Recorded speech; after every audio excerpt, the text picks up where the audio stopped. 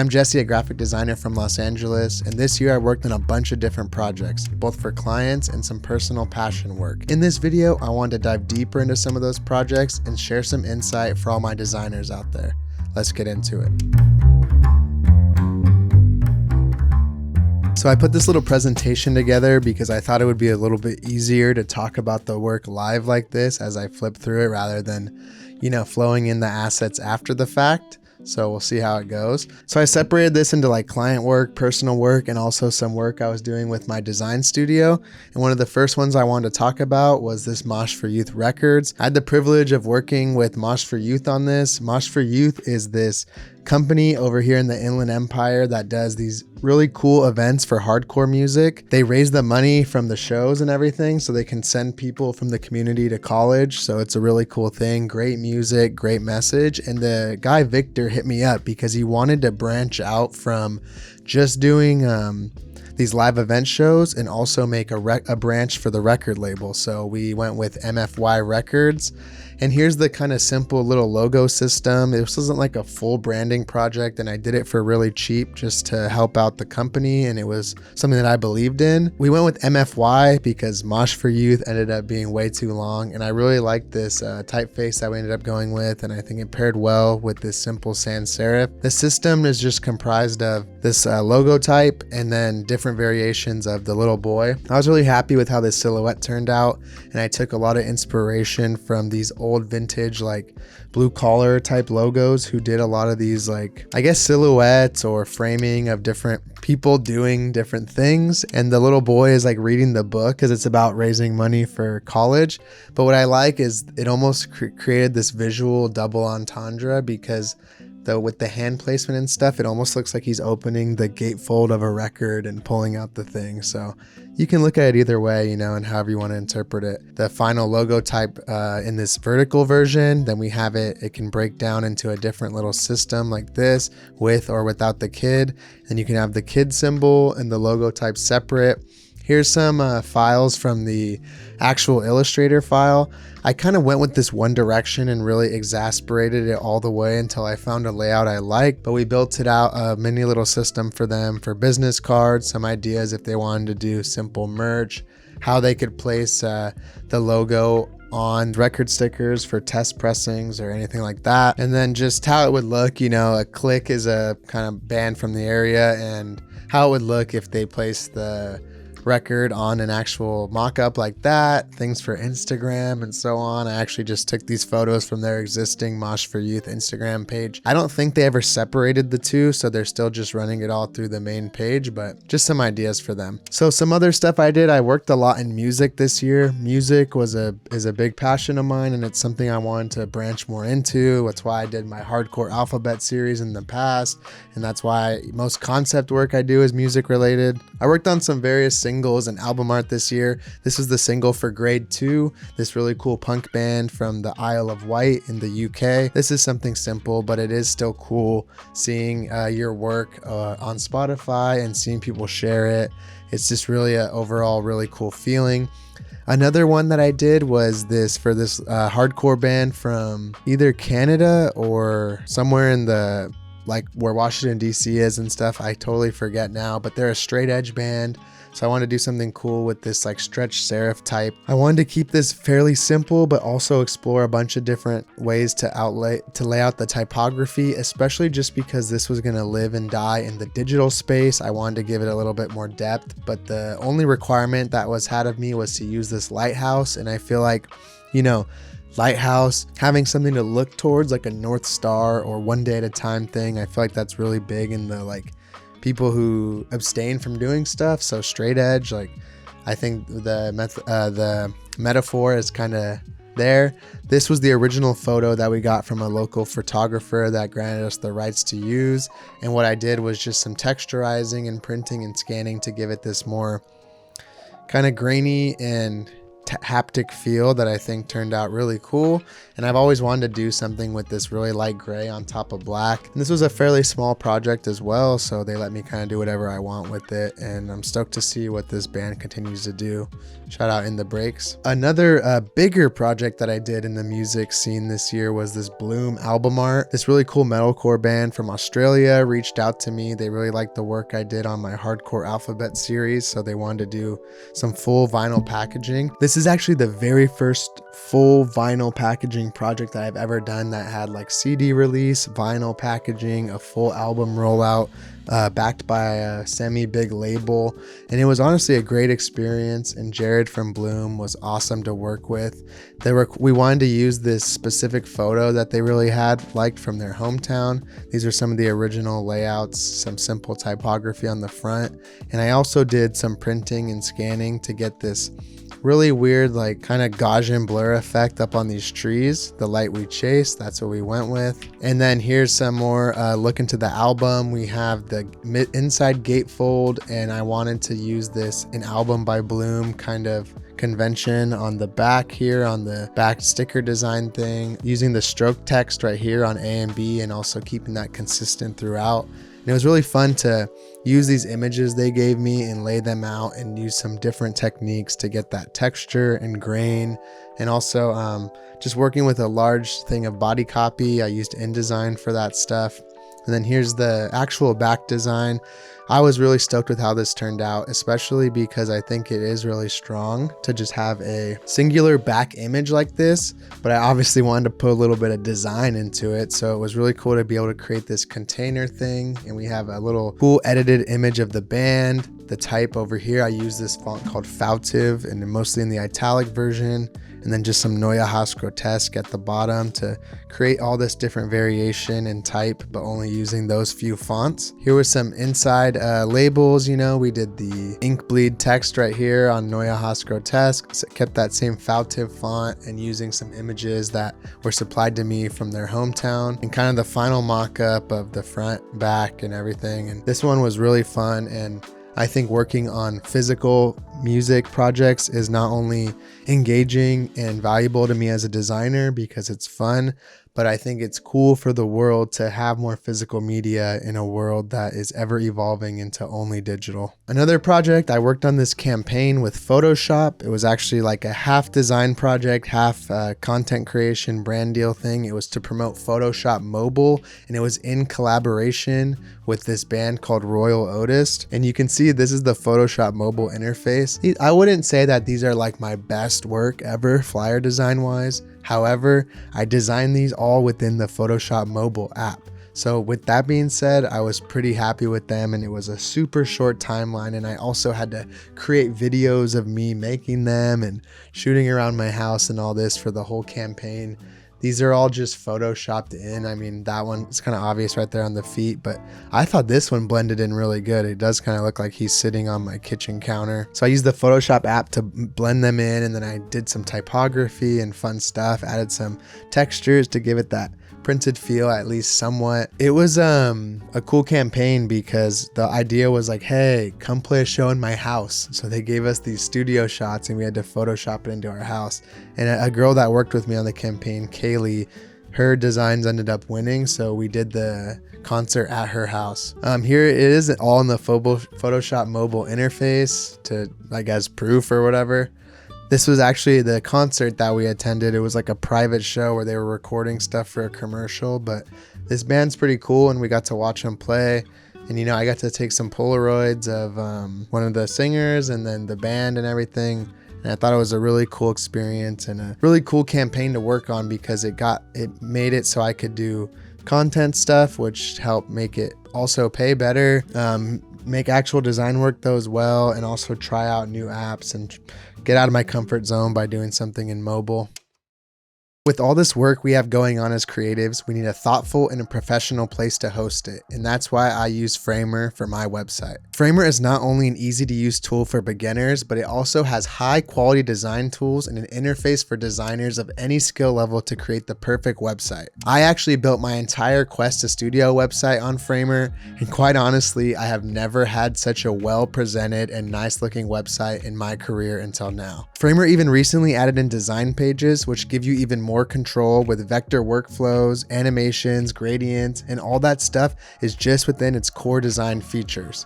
Framer is the one go-to place for your entire web design workflow, and it's not just a site builder, it's a true design tool made for designers and creatives of all kinds. If you've been meaning to build a portfolio for yourself or need to make a website for a client, then you should definitely check out Framer today. And if you use my code jessenyberg, you can get 25% off. Huge thank you to Framer for sponsoring this one and a bunch of other stuff in the past. Truly appreciate it. Now let's get back into the video. So those are just the few client projects I wanted to talk about this year. There is some other stuff that I'm still waiting to be able to show or is just not making the cut for the video because I didn't want this to be 3 hours long, you know, but I've been loving Siamese Dream again by the Smashing Pumpkins. So I love working with music stuff. So most of my personal work is related to that. Here was a cassette concept design. I wouldn't call it a redesign because the original artwork is so beautiful and this is no fixing it or anything like that. This is just an homage and some concept on what this would look like as kind of that grungy era, like postmodernist, like cassette bootleg. And I did a cool technique where I figured out in Illustrator, if you put one piece of type on the top and the bottom and use the blend tool, it'll actually morph the two things into each other, which was really fun. And I used a halftone version of the Kids from the original album to kind of keep it consistent. And we had a nice wide sans serif here. I wanted to include some nature. I thought the textures turned out really well, and I haven't worked with black and red like this in a while. And of course, we had to throw it in the mock-up to kind of make it true and make it feel a little bit more authentic. Working with cassette stuff is very niche and only really prevalent in like the DIY scene and when I see people selling them at like hardcore and punk shows. But I feel like it's such a fun form factor to work in that I want to do more of it for sure. And I think I got this. People say, where'd you get that texture? Where'd you get that texture?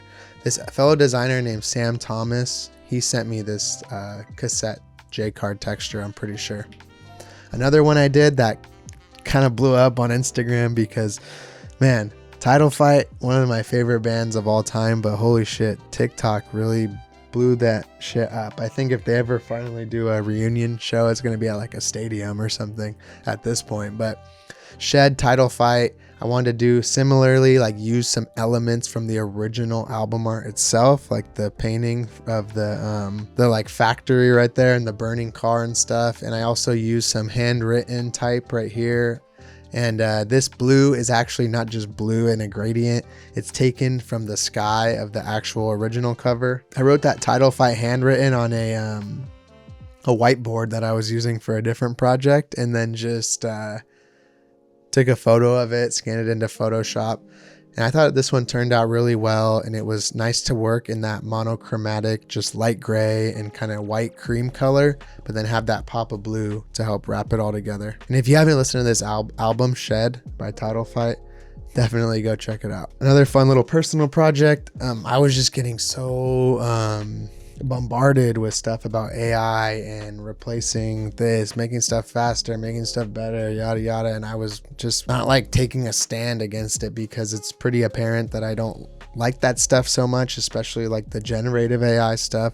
And you know, I'm kind of catering to an audience that mostly probably already agrees with me, but you know, the war on creativity, man versus machine. And I really like this quote is, what is it we do that a machine will never be able to do?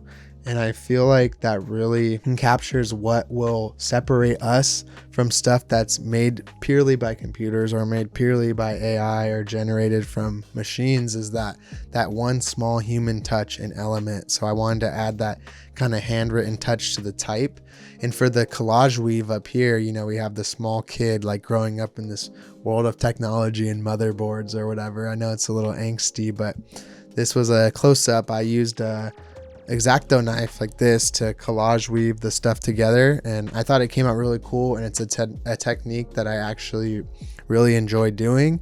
I've only gotten to apply it to like a couple of projects in the past years, but it's really fun, and you can look up a tutorial on Google on how to do that kind of stuff. This was probably the most recent personal project I worked on. I've been listening to Tame Impala since Lonerism, and I saw them play at the Hollywood Cemetery in, making myself an unk right now, but 2015, I think, right after I graduated high school, and it was so cool. And that's when Currents had just dropped, and everything in between has been pretty good. But this new album, Deadbeat, I really loved it, so it inspired me to make something, this cool like white label techno style version of a single, because I feel like this one it's like a linear graph of Tame Impala becoming more electronic all the way from Inner Speaker to now. And I love this font Cortez, and My Old Ways was my favorite track, so I did a cool little halftone of Kevin Parker, created this sticker thing that would go on top of it, and just some simple typography and layouts, and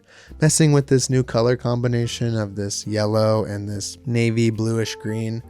And I really liked how this it almost feels like a poster or something, but it was just a little sticker that I made. And this font Carbon for the body copy has been one of my favorites for that micro type. Another one, We Are Human Beings, Not Human Doings. Someone told me on Instagram they read it as doings, and fair enough.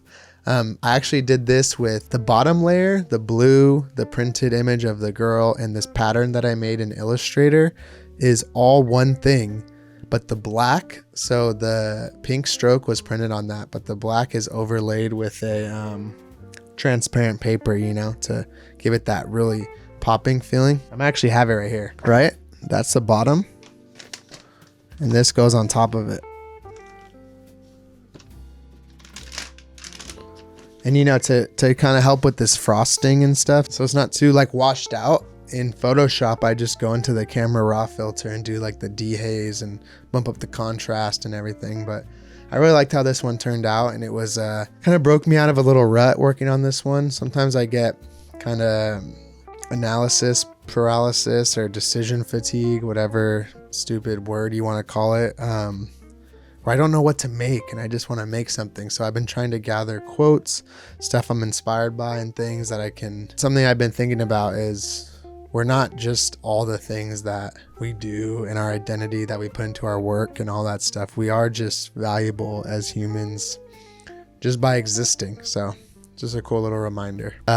This was some graphics I all made, printed on my label maker when I was shipping a bunch of products for my studio.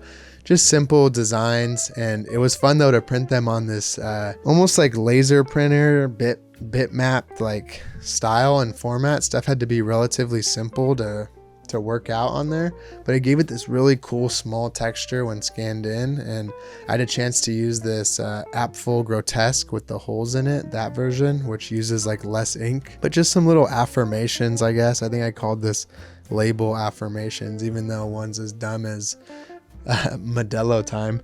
How I got that stippling effect was I took a picture on this little kids camera I have that prints stuff out in bitmapped stipplism style, like the old Chuck E. Cheese photo booths would, and then I scanned that back in and messed with it in Photoshop. That was pretty fun. I made a little reel of it on Instagram.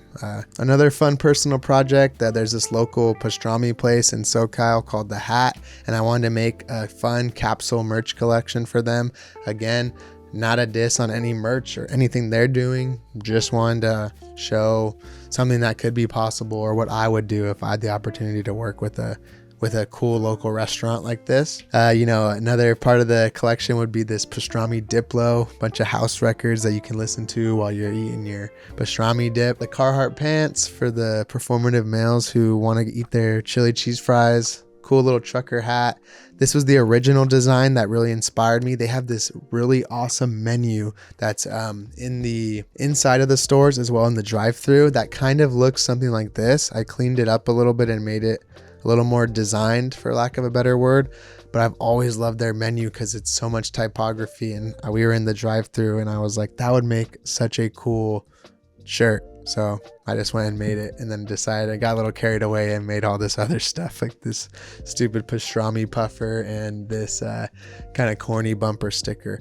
But I think this is a good exercise if you want to get your skills up as a designer, or if you don't have any ideas at the moment, to just make something up and do something fictional for a company you respect. Don't expect people to like it, or don't treat it in the way that like you're making it better, or you're fixing it, or you're doing something that needs to be redesigned.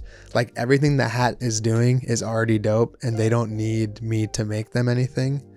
This is just for fun, you know. I feel like it's important, the context and the lens that you look at that concept work through. Last little section I wanted to talk about was the stuff I did this year for Questa Studio. It took up a little decent chunk of my time. It's my design studio that I work through for my client projects, as well as fun stuff I want to release, like here and there physical products. This first thing I did was this zine. I've always wanted to make a zine because I'm big on that culture from both the hardcore scene, skateboarding, all that kind of stuff that I feel like was really cool and for making zines. So I made this one called Bits and Bobs. It was just with a bunch of different kind of with this punk stippling Xeroxed effect stuff that I've done in the past, all arranged into a simple little orange zine. And that was so fun to make, and I limited it to 108 versions, I think, and gratefully I sold out of all of them, so that was really cool. Did this little marketing campaign on Instagram, and I've talked about it here on YouTube a little bit, I think, as well. Here is a look at all the different kind of pages, and it was just really fun, and it was cool to get supported for one of my little creations. And that was the first product that I released through Questa Studio. And then they also came with a sticker pack that kind of felt in that same style. And Questa is my last name, my second last name. My full name is actually Jesse Nyberg Questa. And this is my Mexican last name from my dad's side. So I wanted to have an homage to that and show it some love. And that's why I've been releasing client work and physical products through that name, since the Jesse Nyberg name kind of grew into its own thing of its own. Permanent Glue, Jesse Nyberg, Questa Studio. Those are kind of the three things I'm working with these days. Made these climbing stickers. I really got into bouldering, indoor bouldering mostly, and rock climbing the last, I guess about year and a half, 2 years now. And I wanted to make a fun little sticker just for me and my homies who climb. Other people thought it was cool, so I ended up releasing it. Still have a bunch of these actually, so if you're a climber and you run into me, I got you. Keep It Moving was actually something I printed on a sticky note for a simple little design on Instagram, but I was approached by Powder Blue, who is this kind of creative studio that also does stuff for in the creator world. They make this magazine called Creator Mag. It's this guy Nate Shua and this girl Moy, and they're really cool. So we worked together to do this campaign where we made some shirts, and it was a collaborative process. They came out from Chicago over to California, and we did a fun little photo shoot at some of the places around my hometown. And we also had Tyga in the photo shoot as well. Shout out him. Shout out Marisco's Jalisco's, the best one of the best spots in Pomona. If you're in that area, definitely get that if you like mariscos. And this was just a fun whole campaign. We got to build it really out. They made a whole commercial and everything. You can check it out. The most recent thing I did for Questa Studio was this shirt, and I had a lot of fun making it. I liked blending the 3 different types of typography, layering, and seeing what we can do, screen printing rise with that. And my homie Isaiah, who runs this brand called Major Made, shout out that, he helped me screen print it, and we did a limited run. I think we sold like 50 or 60, and it was really cool. It's like awesome that people just even want to buy anything, you know, like these days it's so hard. And I know people are in all different kind of circumstances. So whenever people support my stuff as an individual or clients or brands, whatever, it's a cool feeling. I think that's pretty much it. So, you know, we got a little bit of blended client work, personal work, and also just some stuff I'm doing with the studio. And I'm really excited to do more at the rest of the year as well as in 2026. So yeah, I hope you learned a thing or two from that. My output has definitely slowed down this year, but I'm grateful to work on more intentional and meaningful projects. I hope whatever you're working on out there is something that you're proud of. Let me know in the comments below. That's it for this one, and huge thanks again to Framer for sponsoring this video, and I'll catch you in the next one. Peace.